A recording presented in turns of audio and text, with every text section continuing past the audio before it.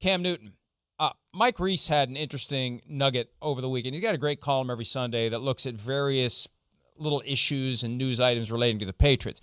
He wrote that Cam Newton spent time working with a throwing coach, rebuilding some of his fundamentals in the offseason, and now that he was back last week for phase 2 and they were out on the field actually doing things, teammates were impressed by the progress that Cam Newton has made. Remember 2 years ago, he completely revamped his throwing motion after shoulder surgery.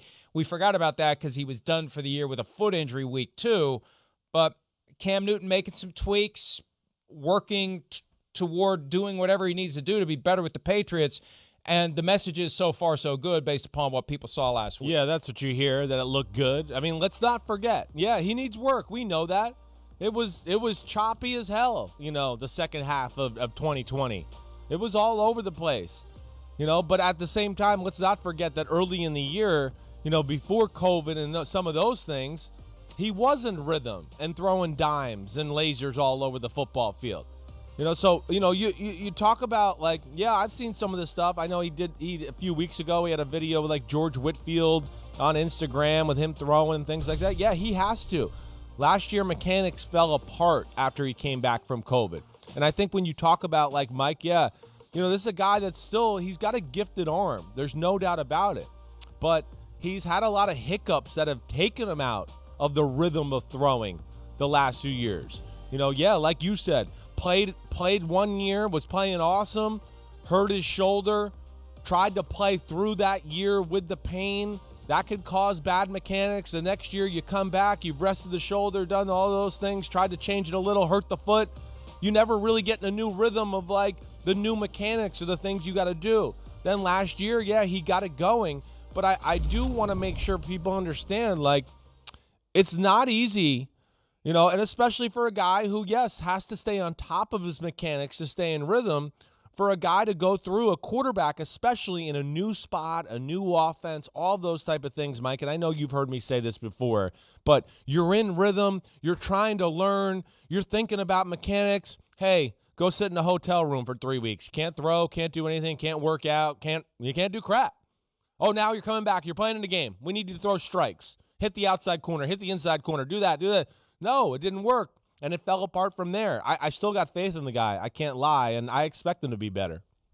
Can we pop that graphic back up, please? Because my math skills have deteriorated in recent years. But that looks like 60% of all of his throws were either behind the line of scrimmage or within 0 to 9 yards from the line of scrimmage. 6 out of 10 throws, either screens, little dump-offs behind the line of scrimmage, or short passes beyond that. That is amazing, Chris. He's got to get the ball down the field more. Now, this may be a product of not having the weapons. That's the thing. There's a cluster of Patriots fans who have decided that Cam Newton sucks. Right. And they get upset when you say he could still be pretty good. And then when they drafted Mac Jones, see, he sucks. Wait a minute. He didn't have the help last year. And Bill Belichick's going to go with the guy that helps the team win. Definitely. He doesn't care. Right. He doesn't care if they spent the 15th overall pick on Mac Jones. Whoever's going to help the team win is the guy that's going to play. Is it Newton? Then it's him. Is it Mac Jones? Then it's him. It's pure and total meritocracy when it comes to who gets on the field. And this year there's better guys on the field around him, so maybe he can get the ball down the field a little bit more. Yeah, definitely. I mean, there's just so many things that went into last year and went into the demise of his throwing and everything like that. Yeah, took a few weeks off from mentally growing within the offense. Julian Edelman gets hurt in that period. Now he's not as good. The receivers were crappy to begin with. So all of it. They played a few good football teams. It just all kind of hit that spot where, it fell apart in throwing. He's definitely got to fix it. There's no doubt about that. I do believe he can. We've seen him do that. And, hey, the biggest thing we know out of anything is, New England must think this. New England didn't just he was so crappy and horrible. Let's bring him back. Man, there was nothing to like, but let's bring him back. Let's piss the fan base off. No, they obviously know that, the odds were stacked against him last year. There was a lot of issues. They know their football team wasn't perfect. He still is a great leader. He has a presence on the field. He puts way more pressure on defenses than people give him credit for. I know his pass game stats aren't that good. when you add it with his rush stats and some of the things he does that way, the stats don't look that bad. You got to remember that too. That's part of his game, is running the ball and doing that stuff. So, I'm rooting for him because I'm kind of sick of everybody hating on him. I can say that much.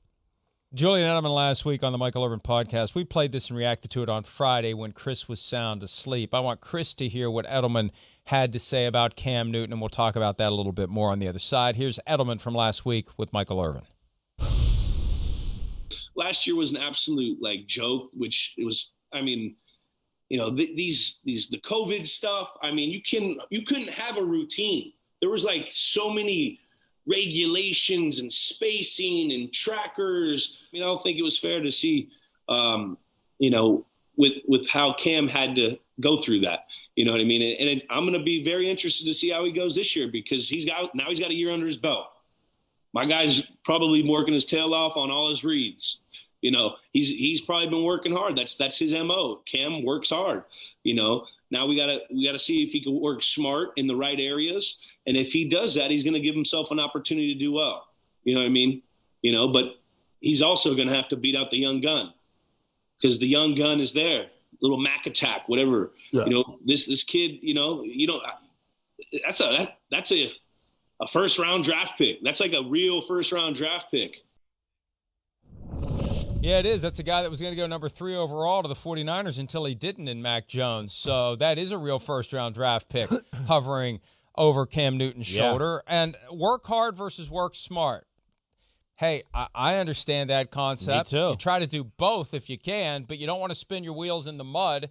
You want to find a way to put in effort that is going to make you better. And maybe last year Cam didn't fully understand how to work smart within the confines of the Patriots offense. It was a new experience for him. He's got a year under his belt. He can focus his efforts on where he needs to, and it sounds like he's already done that in the offseason at the behest, presumably, right, of Josh McDaniels and or Bill Belichick, who told him, here's what you need to work on your own time. Here's where you need to be better when we get together again in May. Yeah, I think that's why they, signed him up, and got that ball rolling pretty early in the process once they realized they might not get a trade they wanted or anything like that, so they can get rolling on those type of things that we're talking about. Hey, he's a smart guy. There's no doubt. We've always heard he worked hard. I think Julian Edelman put it perfectly. Smart in right areas. It's just like the guy the guy at the gym, he's doing bench press. His pecs are gigantic. Great. But your arms and your chest are bigger than your legs, man. We need to get in the squat machine or you're not have any real power. So now he's got to work smart. Like Cam Newton, I think what Julian Edelman is now saying is listen, we know you work hard. You're a leader. Now you got to get into nuances of the offense and really master that. I think that's what he's talking about when he's talking about working smart. The things you weren't good at, ball placement, accuracy, those type of things, it's got to improve this year. And especially, too, to what he said, the guy he's got coming in there, Mac Jones, is really special in those areas. So it's going to show itself even more when you talk about accuracy and the great decisions and processing information. Those are Mac Jones staples. That's why everybody loved him. And that's where, Cam's going to have to make those improvements. But last year was tough, as Julian Edelman said. I'm glad he stated that at least. Hi, I'm Mike Tirico, and thanks for watching.